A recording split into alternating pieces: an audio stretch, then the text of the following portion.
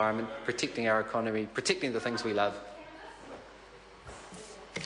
Jackie Dean. Thank you, Mr. Speaker. Just perhaps a few facts about National's record is that in the 5 years of a national government we've announced 9 new marine reserves that will significantly increase biodiversity protection in New Zealand waters. So that's 9 new marine reserves. 9 new, and that's 9 new marine reserves over a period of 5 years in government. So I think that's a pretty good record. New Zealand currently has 34 Type 1 marine reserve areas and 14 Type 2 marine reserve areas or other management tools. Now that covers just over 7% and just over 1% of the territorial sea, respectively. So National has got a pretty good record in this area.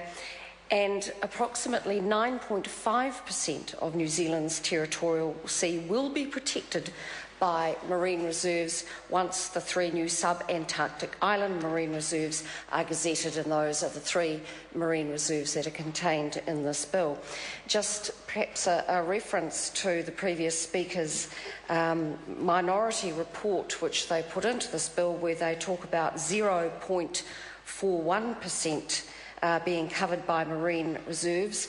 This refers to marine reserves as a percentage of New Zealand's economic zone, not of the territorial sea. So I stand by the percentage of 9.5% of New Zealand's territorial sea being covered by marine reserve status once this bill is enacted.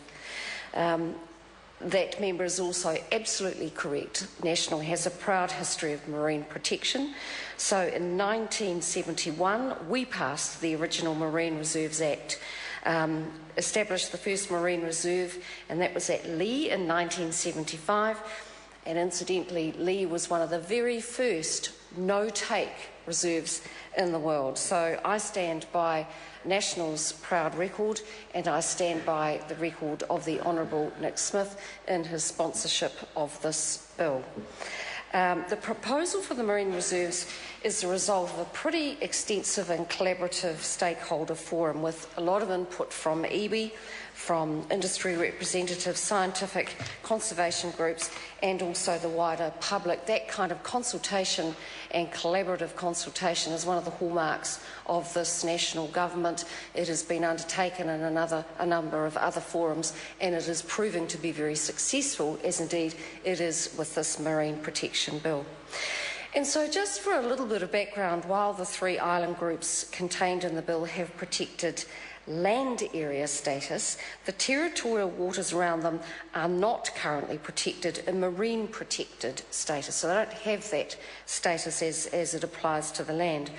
So the proposal recognises great opportunities for tourism, for scientific research, and of course for fishing in a responsible and sustainable way. And while I appreciate the words of the Green Member of Parliament saying in their view there should be no fishery take in these marine protected areas, I have a different view, and as does the Minister, and that is why in this bill there will be protection for the ling fishery and also a possible exploration for a crab fishery. This is a thoughtful bill. It was considered well by the Local Government Environment Select Committee, and I do commend it to the House. Andrew Williams. Thank you very much, Mr. Speaker, and can I just extend my greetings to all members of this House at the beginning of 2014, and also to all those out there that may be listening to this broadcast. It's great to start the parliamentary year at the end of January already with so much on the agenda.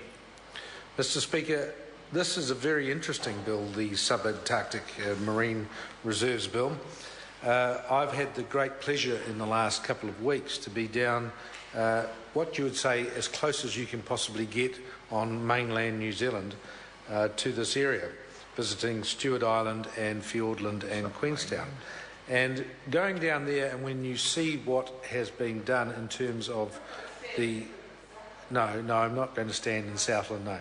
Going down there into your area, Mr Speaker, into Eric Roy country, and seeing what has been done in the likes of Stewart Island with Ulva Island and the Marine Reserve there, and seeing what's been done in Fiordland in the World Heritage Status area in Fiordland, and throughout that whole area of Southland and Stewart Island, it does make you reflect on where New Zealand is in the world in terms of our nature and our flora and our fauna and the special place that we have within world global status.